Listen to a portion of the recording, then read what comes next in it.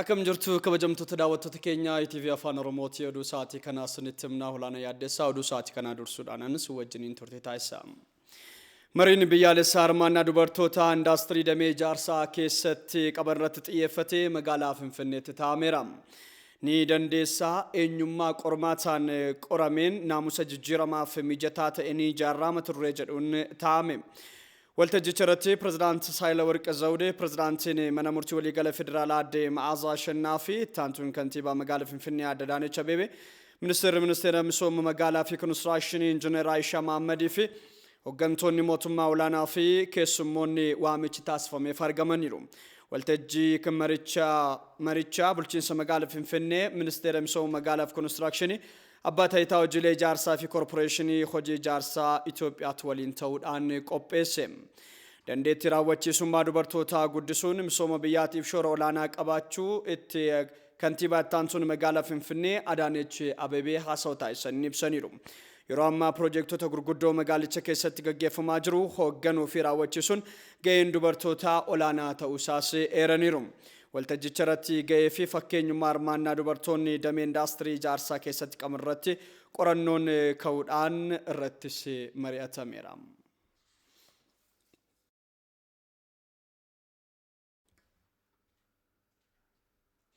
Ministeerri Muummee Abiy Ahmed muudamtoota adda addaatiif guyyaarraa muudama kennaniiru.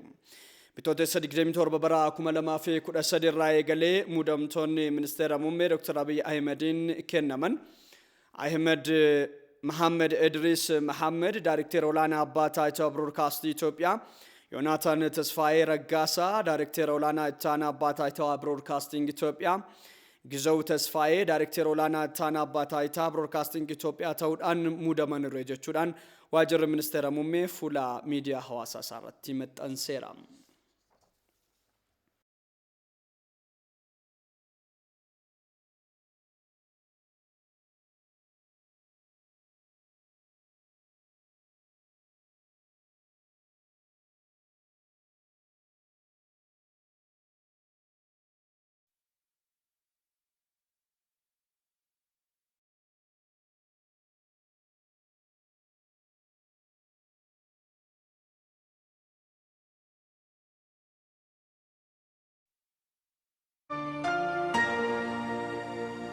Boru nama barbaannu filachuudhaaf har'a galmaa'uu qabna.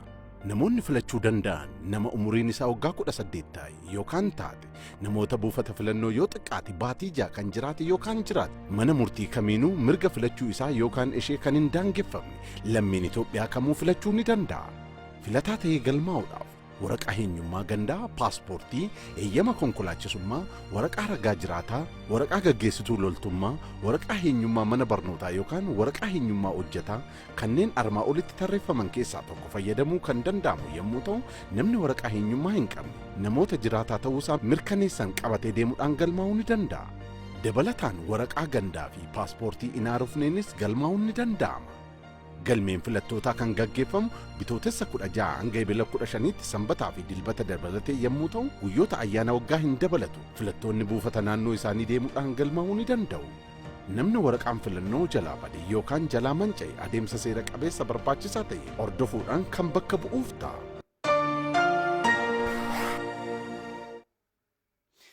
Dhimma filannootiin walqabatee odeeffannoo miidiyaa hawaasaa irratti odeeffannoowwan gadhiifaman hawaasni hubannoodhaan ilaaluu akka qabu ogeessonni seektara kana ibsaniiru.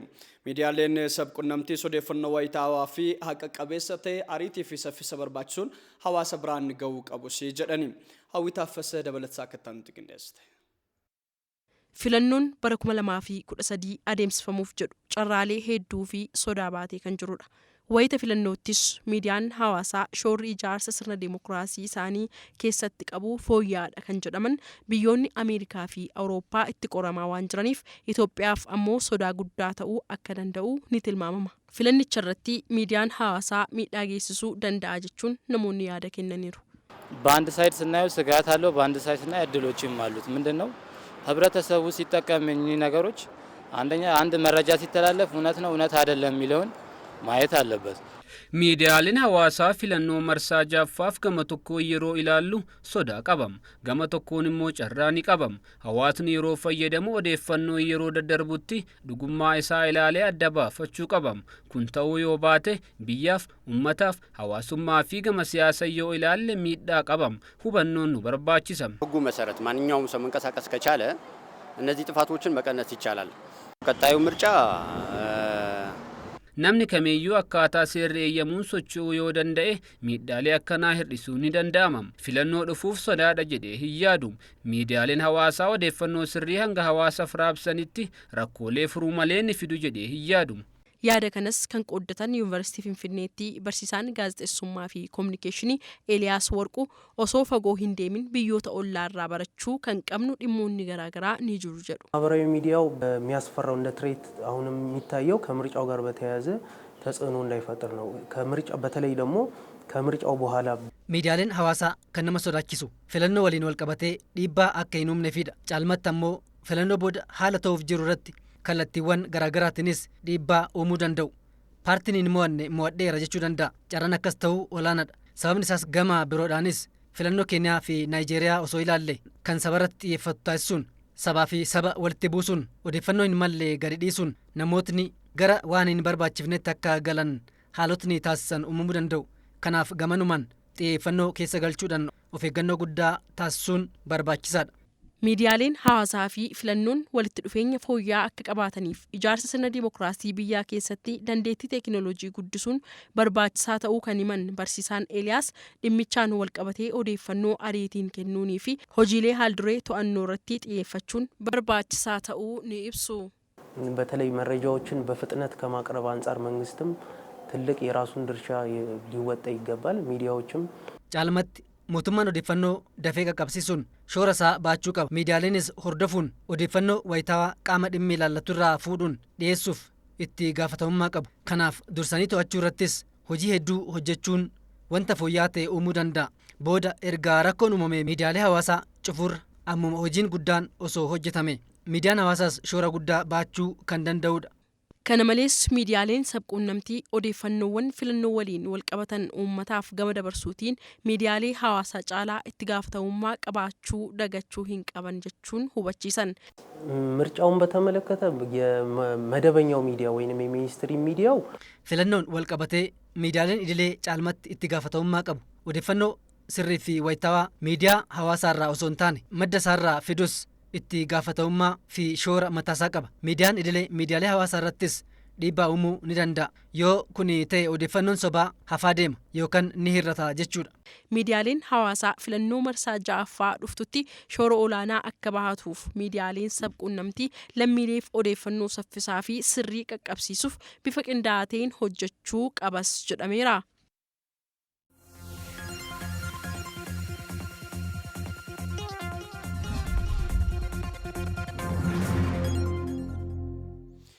Biyyoonni addunyaa muraasti badhaadhina isaanii dursanii mirkaneessan biyyoota dursanii ilaalchaa fi yaada sammuu lammiilee isaanii jijjiiruu danda'anidha jedhame.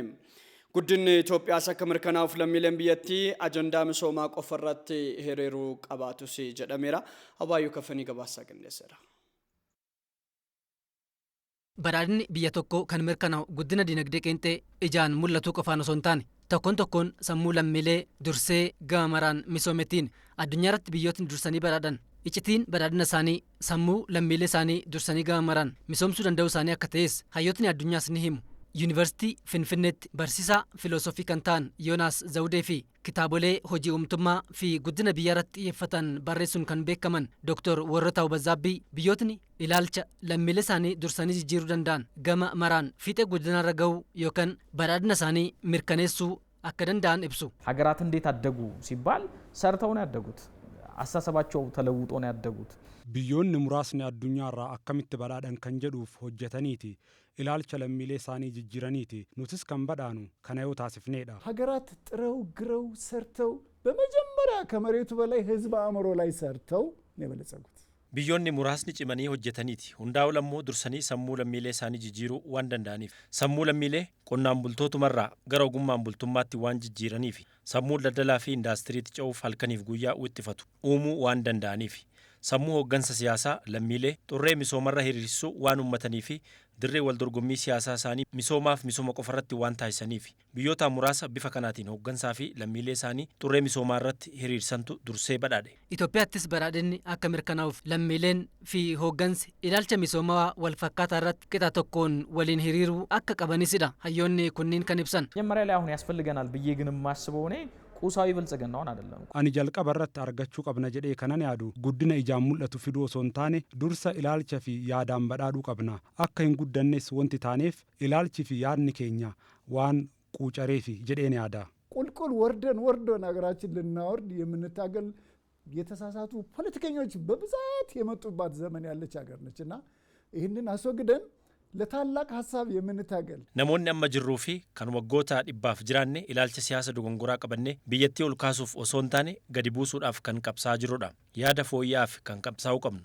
Biyyattii hojii dhabdummaa, godaantummaa fi kadhannaa jalaa baafnee oomisha dinagdee fi beekumsa sammuu lammiilee ishee akka alatti gurgurachuu dandeessuuf hojjechuu qabna. Ilaalchi badhaadhinaa sammuu keenya qabachuu baannaan mul'atni xiqqoon lammiilee walitti buusanii fi duubatti nu hambisan iddoo argatu. Kanaaf ajandaa keenya badhaadhina qofa taasifachuu qabna. Lammiileen biyyattiin akka badhaatuuf ilaalcha misoomaa qabaachuu qofa osoo hin taane kutannoodhaanis wanta dursi itti kennamuu malu irratti dursa kennuun hojjechuu qabus jedhan. ፖለቲክስ ላይ በመንጠልጠል ስለፈጀን ዘመናችንን ብዬን ነው የማስበው ወይንም siyaasa qofa irratti yookaan ammoo wanta dursi kennamuu fi malu dhiisnee kan dursi kennamuu fi hin malle irratti waan xiyyeeffannee jirruuf duubatti hafne yaada jedhuun qaba. Kanaafuu qaamni martuu qooda isarraa eegamu bahachuu qaba. አሁን ግን በስንዴ ያስፈራሩናል በእርዳታ ያስፈራሩናል እኛን ገላግላችሁ መታረቅ አትችሉም ይሉናል amma deeggarsa qamadiin nu sodaachisaa jiru araaramuu hin dandeessan kanaafuu nuti jidduu seennee isin araarsina nuun jedhaa jiru ilaalchi keenya kan walitti nu buusu ta'uu hafee badhaadhina biyya qofaa irratti yoo ta'e hidhoonni gurguddoon hidhamuu itti fufu bu'uuraaleen misoomaa ni guutu saffisnii fi bilchinni yaadaa dabalaa deemu. Addunyaa irratti biyyoota muraasa badhaadhan keessaa Jaappaan akka fakkeenyatti kan fudhatamtu yoo ta'u biyyattiin osoo hin badhaadhin dura sammuun lammiilee ishee dursee misoomuudha kan himamu. بمليون سلام يا والسودان أخوان نقولها بالصوت العالي لا للاحتراب لا للخراب sagalee keenya ol kaasnee nageenya tokkummaa wal kabajuu fi jijjiiramaaf carraaqna malee waraana biyya diiguu fi sagalee dhukaasaa dhaga'uu hin barbaannu. هذه رسالة سلام biyyoota lamaaniif nageenyaaf jaalala dhaamuun ergaa koo isa guddaadha. Ummata keenya kan nagaa jaalatuuf ollummaa fi obbolummaa akkasumas teessuma lafaatiin kan wal daangessu fi seenadhaanis kan waliin ture ummata keenyaaf nageenya fi tokkummaan dhaama. በሰላም በአማን jechoota gameeyyii sadeen nageenya jaalalaa fi tokkummaadhaan haa jalqabnu. Uummata Itoophiyaas ta'e kan Sudaan wal kabajuu, wal jaallachuu fi wal deeggaruun aadaa keenya. Hariiroon gidduu keenya jiru kan biyyoota kamuu caalaa cimaadha. Waraanaan biyya ijaaruun hin danda'amu. Biyya ijaaruuf kan barbaachisu nageenya qofaadha. Tasgabbaa'anii mari'achuun biyyoota lamaan gidduutti nagaa buusa. jeequmsaaf waraanarra wanta argamu hin jiru. Eeyyen nageenya malee waraana ofittummaa fi sagalee qawwee dhaga'uu hin feenu. Addaan ba'uuf osoo hin taane tokkummaaf haa dhaabbannu. Tokkummaa waldeeggarsa obbolummaa fi jaalalaaf haa hojjennu. maaliif yoo jette dantaa biyyoota lammaniifuu waan toluuf. Ummata biyya tokko keessa waliin jiraataniif waraanni hin malu. Koloneeffattootni addaan baasanii nu bituu yaalanis ofuma bittinnaaniiru. Nuti ummattoota biyya tokkooti waraanan feenu. Waraana daa'immaniif haadholii addaan baasuu hin feenu. Baqattummaa hin feenu. Daa'imman waraanan maatii isaanii akka dhaban hin feenu. Hooggantootni hundii fi namoonni siyaasaa hundi eegduu nageenyaa akka ta'an waamicha keenya dhiyeessina. Waraana hin feenu. An kanan dhaladhee guddadhe lafa Itoophiyaaf Sudaan irratti sagalee madfiif qawwee dhaga'uu hin barbaadu. Sagaleen ani barbaadu sagalee nageenyaa fi wal kabajuuti.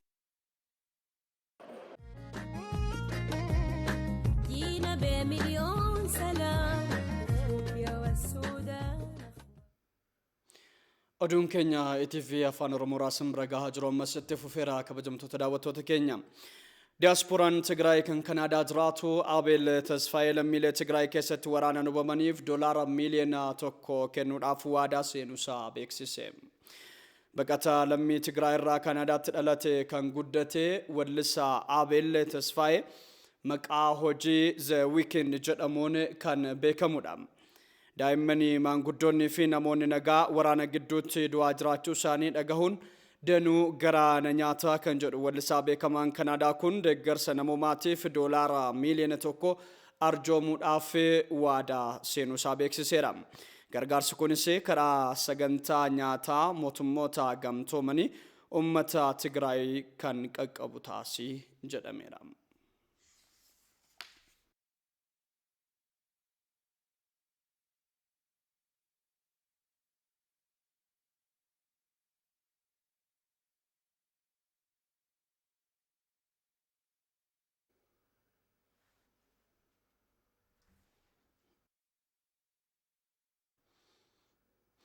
Jilli afayyaa'ee caffee Oromiyaa Diloomii badhootiin durfamu bulchiinsa magaalaa Duukamitti hojiilee misoomaa garaagaraa daawwateera. Daawwannaa kanaanis daandiin magaalaa Duukamii fi ganda baadiyyaa Odaa Nabee walqunnamsiisu kiiloomeetira 10 bara kana hojjetamee xumuramee daawwatameera. Kana malees ijaarsa sheedii qonnaan bultootaa sababa misoomaatiin buqqaaniif birrii miiliyoona 37 oliin hojjetamaa jiruu fi hojiin kutaa yaala babal'isuu fi baqaqsanii yaaluu buufata fayyaa Duukamis daawwatame. magaalaa Duukamitti hojiileen misoomaa qulqullinaan hojjetamaa jiran hedduun xumuramaniirus jedhameera. Daandiin asfaaltii kiiloomeetira 2.5 dheeratuu fi 52 irra keessa daawwatameera. Gabaasni kan OBN'dha.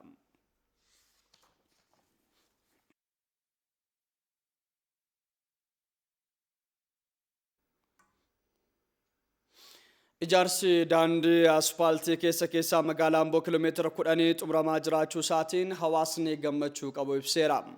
Daandiin kun hanga waxabajjii 30tti kan xumuramuu fi kan hafee ariitiin diizaayiniin isaa qoratamuudhaan kan hojjetamu ta'uu isaa ammoo sadarkaa pirezidaantii taanaatti qindeessaan kilaastera misoomaa baadiyyaa Dr. Girmaa Amantee ibsaniiru. Taaddasa Tarrafeetu gabaasaa qindeesse.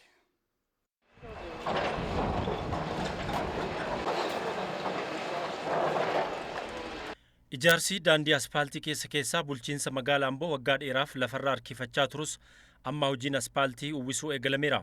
Birrii miiliyoona 500 oliin ijaarsi isaa kan eegalame daandiin kiiloomeetirri 15 dheeratu kun ammaaf kiiloomeetirri 10 gara xumuraarraa qaqqabeera. Hanga ammaattis kiiloomeetirri 4 asfaaltii kan uwwifame akka ta'ee fi kanafis ariitiin hojjetamaa akka jiru jiraattonni magaalaa Amboo dubbataniiru. Jiraataa magaalaa Amboo ganda torban kuttaa'ee keessadha kanan jiraadhu. Magaalaan Amboo magaalaa misoomaan miidhamtuu turtedha.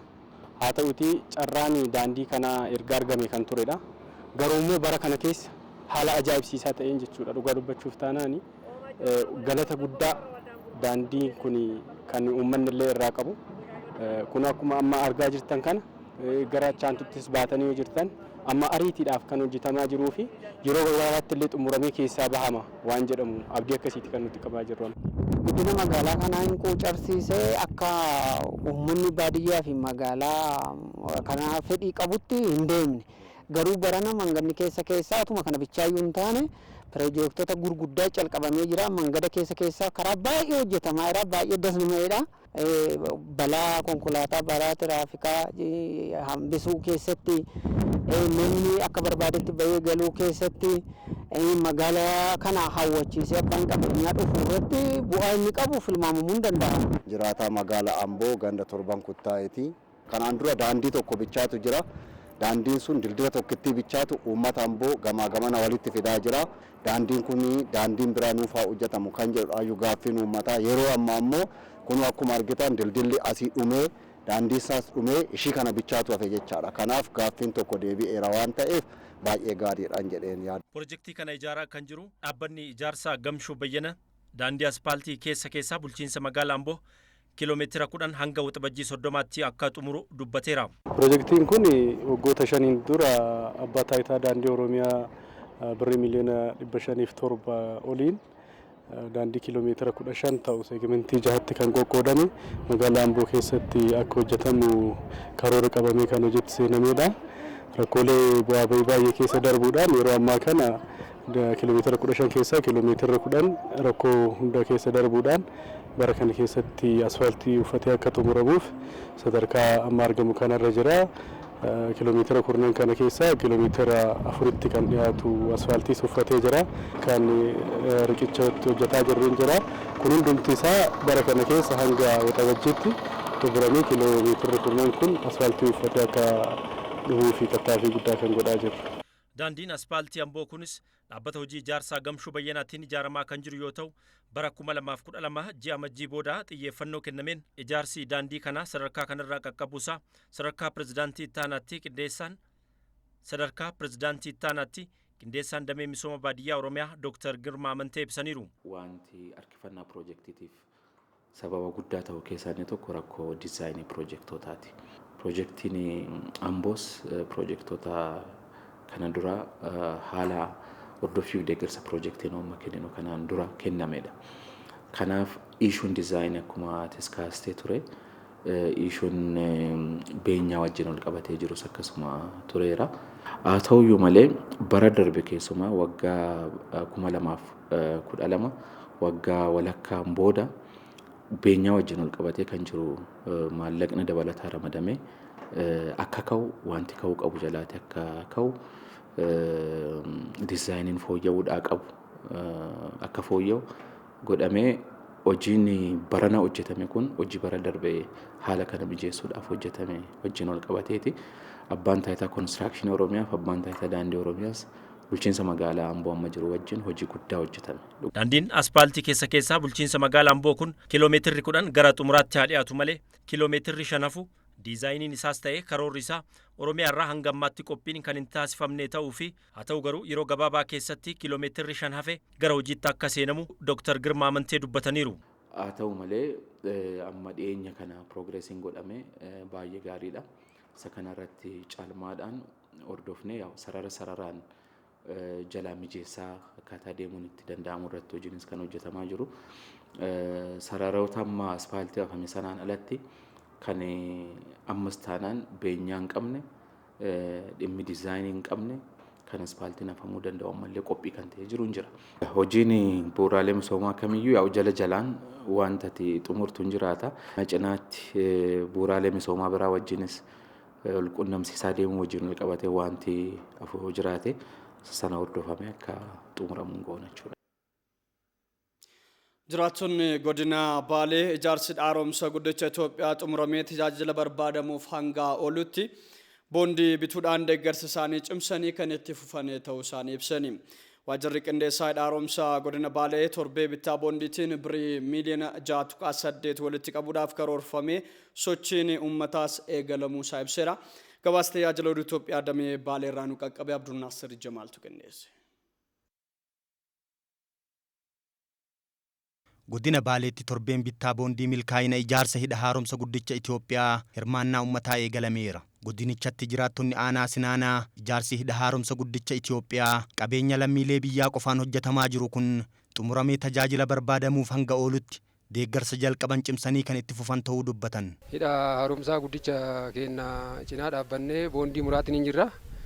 Hawaasnis akkuma beekamu hawaasallee kakaasuudhaan hawaasni akka boondii kana muratee itti fayyadamu. Sadarkaan inni amma irra jirutti yaa'u sadarkaa % 79 akkas ga'ee jira. Haga dhumaatti illee bira dhaabbannee boondii kana murannee walillee kakaasnee. Lagni kun yoo guutame dhaloota egeree boruutiif bu'aa guddaa qaba akka Itoophiyaatti jechuudha.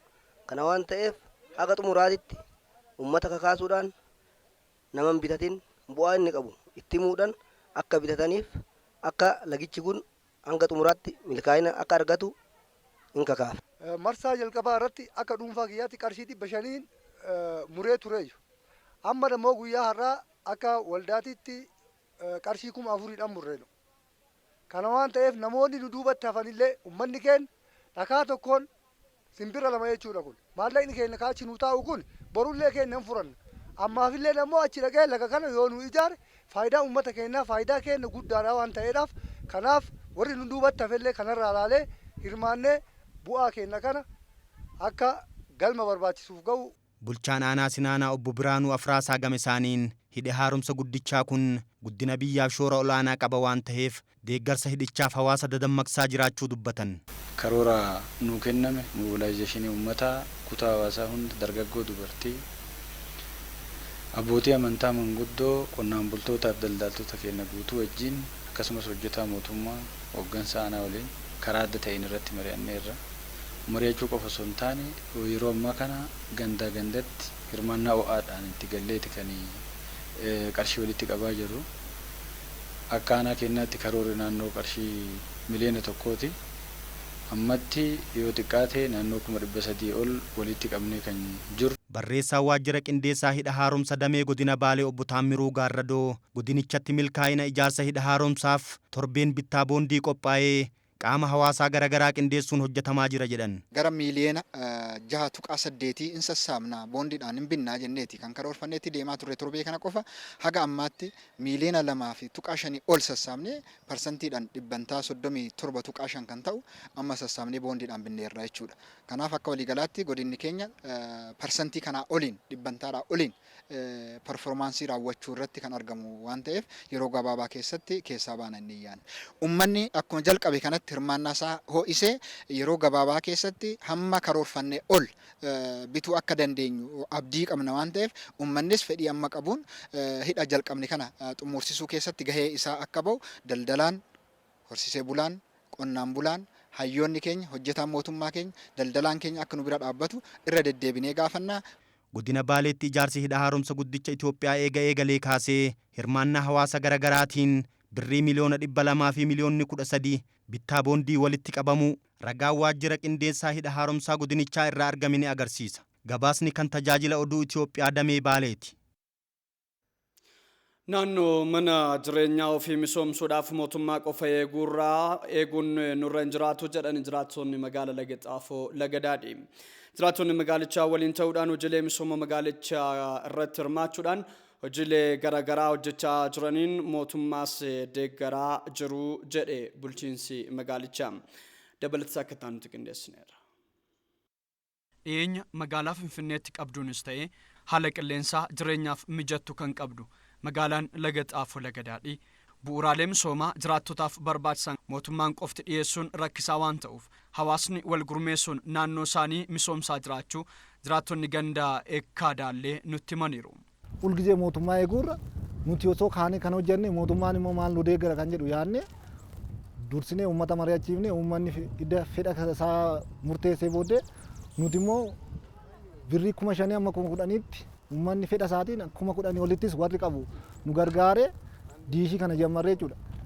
Mootummaan immoo gara fuulduraatti koobilii siniin dhiyeessaa kana caalallee hojjechuu qabdu jedhee nu jajjabeessaara warri bulchiinsi magaalaa sin dhufa bulchiinsi gandaas akkasuma nu jajjabeessaa yeroo jechuudha. ህብረተሰቡን በማሰባሰብ jiraattota walitti qabuudhaan hangam yoo walitti buufne ijaarsa kanaaf nu gargaaraa jennee mari'anne sana booda tokkoon keenya qarshii 5,000 hamma 10 hanguma danda'ame walitti buusuudhaan hojii kana fedhiidhaan hojjechaa jirra. እየሰራን እንገኛለን.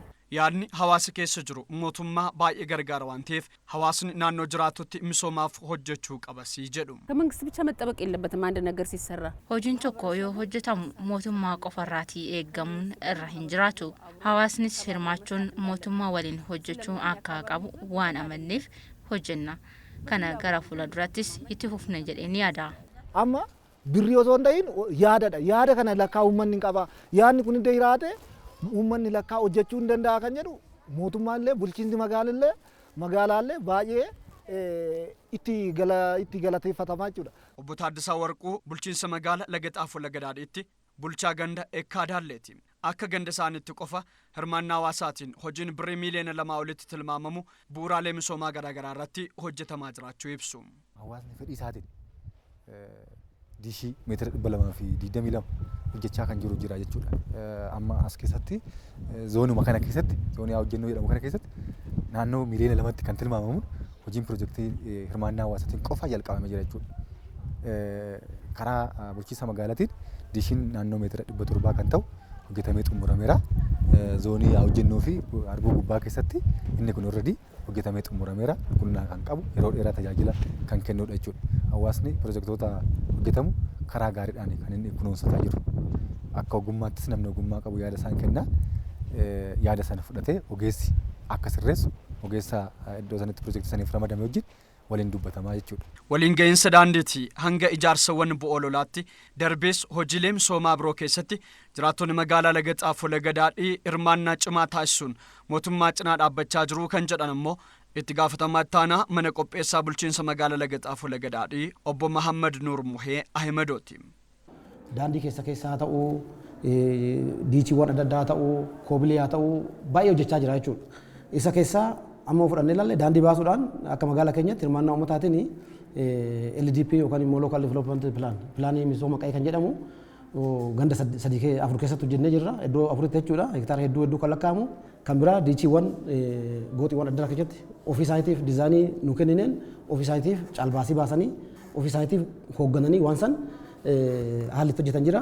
Nuti jecha hangoo nu gaheen keenya maalinni teeknikaala waan ta'e waan deeggarsa ogummaa waan diizaayinii isaa hojjechuu qopheessuu hordofuu haala jedhamee hojjechuu isaa hojjetamuu isaa tiin alatti abbootiin qabeenyaa uummanni baay'een isaa kan karaa wannootiin hojjechaa jiru jechuu isaa. Fuuldurattis hirmaannaa hawaasaatiin dabalata magaalaa Finfinnees hirmaachisuudhaan hojiin misoomaa cimee kan itti fufu taasii jedhameera.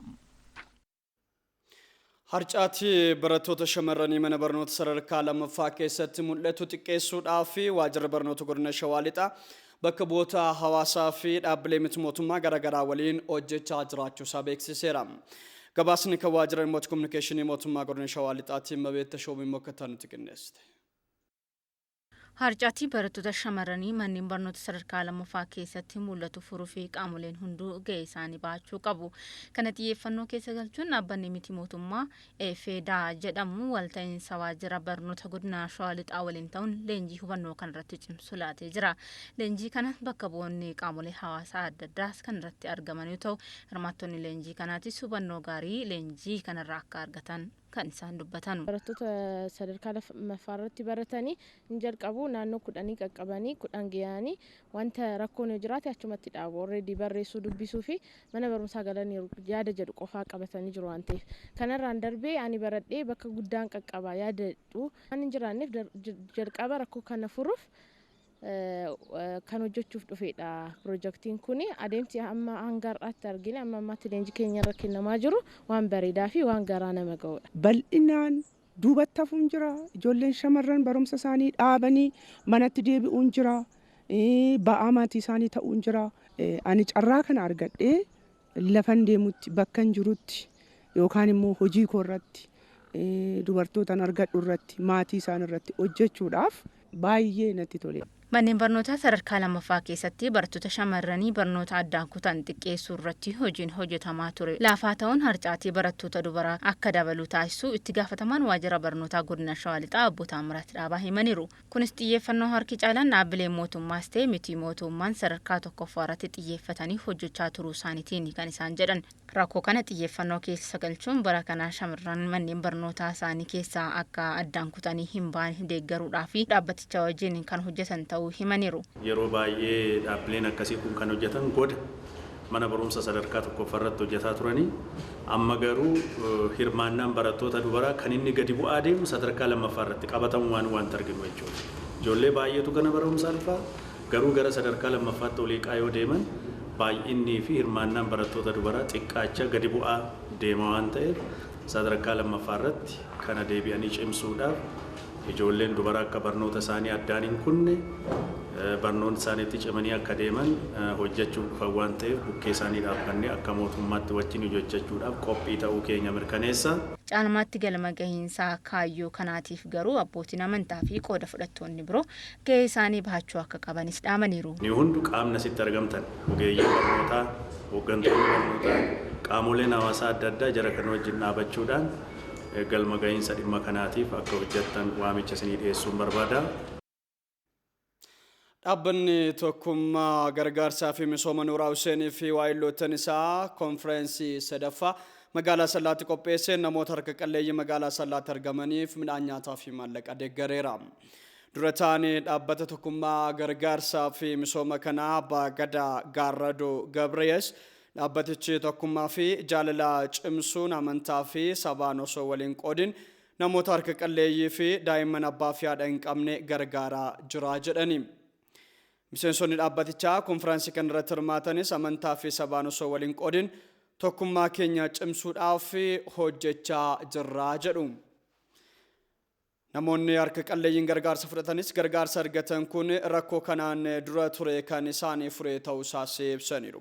Dhaabbatichi godina Baaleetti kan hundaa'e yoo ta'u yeroo ammaa kana miseensota godina Arsii dabalate Oromiyaa guutuutti babal'achuun socho'aa jiraachuus kan gabaasee waajjira dhimmoota kominikeeshinii mootummaa godina Arsiiti.